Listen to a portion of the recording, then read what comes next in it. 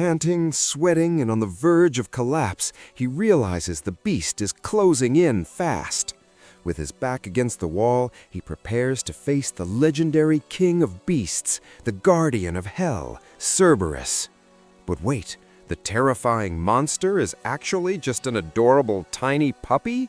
His name is Tanaka, a 32-year-old summoned to another world, and he's currently losing his mind over this misunderstanding. "My sides hurt," he wheezes, completely doubled over in laughter at the sheer absurdity of his own fear.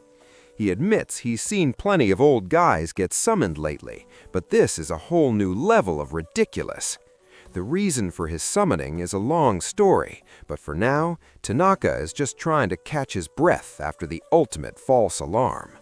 But first, let's take a dive into Tanaka's actual grand adventure in this new world. Deep within the town of Hazama, our protagonist is trying to blend in with the local fantasy crowd. He bursts into the Adventurers Guild with a massive grin, shouting that he's finally got some loot to sell. The guild receptionist, Jody, can only stare in disbelief as she sees the same low-level trash once again. "Sorry," Tanaka laughs awkwardly, admitting these weaklings are literally the only things he can actually defeat. Let's be real, Tanaka knows he's weak and timid, especially since he's hunting black-horned rabbits that even kids could beat. Suddenly, a magic tool springs to life, shocking Jody since the guild's atmospheric mana devices have been broken for a month. While the receptionist complains about the manual labor of processing common rabbit drops, Tanaka can only offer a sheepish apology. But his eyes light up as he receives the cold, hard cash for his 10 kills. This is the life of a real monster hunter. Skipping through the streets, Tanaka couldn't be happier. He might be the weakest ranker alive, but he's finally living the Isekai dream. Clutching his hard-earned coin, Tanaka's heart races with the primal thrill of every man's dream: monster extermination, swords, and the promise of magic.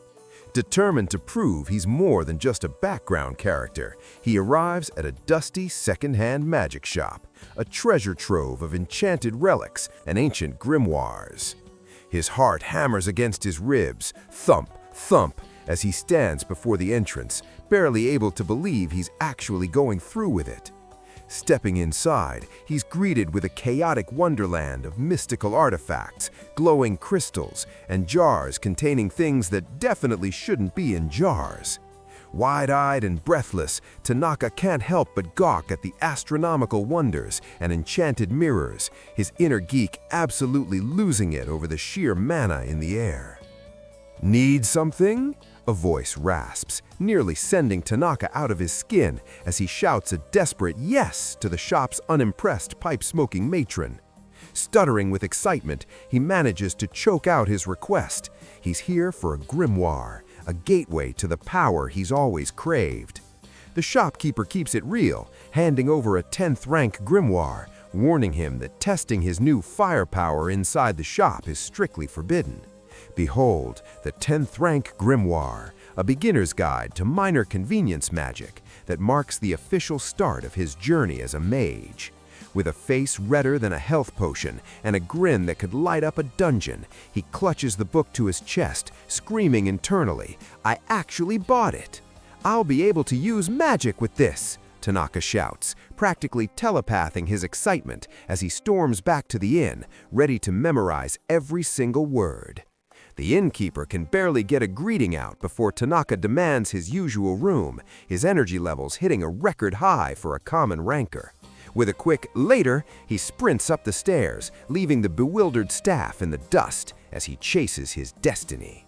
Huddled under a blanket by lamplight, he devours the text, his face flushing as he realizes some parts of mana manipulation are way different and way more exciting than he imagined. The narrator confirms the truth. Tanaka spent the entire night obsessed, finding the thrill of a new grimoire even more intoxicating than an illicit novel. The next day dawns, and the grind doesn't stop for our aspiring mage. He finds a secluded spot in the forest, confident that out here, no one will get mad when he finally unleashes his latent power. Coo, he chuckles darkly, his finger tracing the runes for ignition, the spark that will change everything.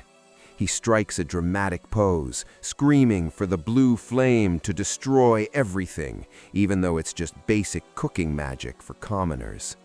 Appear and pierce the heavens, he bellows, fully leaning into the cringe with unnecessary chants and poses, because that's just how Tanaka rolls. Ignition! He screams, but instead of a tiny spark, a colossal pillar of fire erupts, incinerating everything in its path.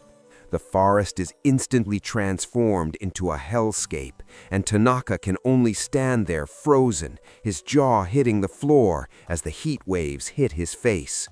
Crap! Oh crap! He panics, realizing his beginner magic just started a massive forest fire that's rapidly spiraling out of control. Desperate, he frantically flips through his grimoire, searching for anything that can stop the inferno he just created.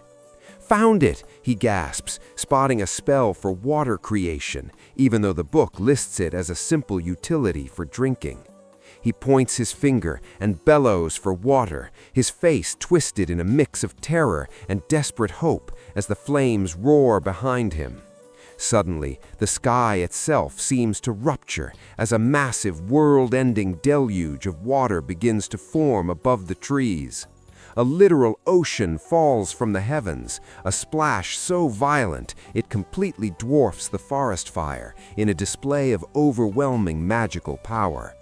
The aftermath is total chaos. Tanaka is swept away by his own tidal wave, screaming as the forest is replaced by a raging, unstoppable river. By causes unknown, the entire forest simply disappeared, replaced by a rising tide that left the local authorities in a state of absolute panic. Shaking and drenched, Tanaka realizes the terrifying truth. Magic isn't a toy, it's a weapon of mass destruction that genuinely scares him to his core. Wringing out his clothes by a lake, he wonders how the locals control this raw magic so perfectly when his convenience spells just reshaped the geography.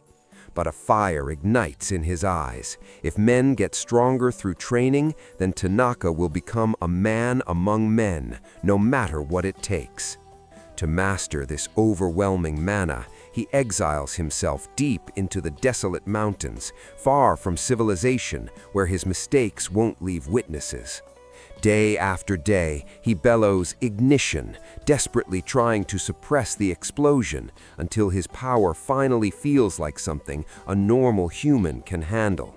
He pours every ounce of his soul into the grind, alternating between fire and water, all for the sake of surviving in this unforgiving new world.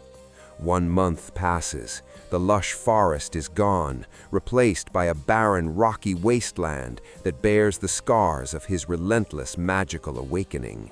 The isolation finally breaks him as he screams at the top of his lungs, his modern Japanese soul crying out for the comforts of home and a break from the grind.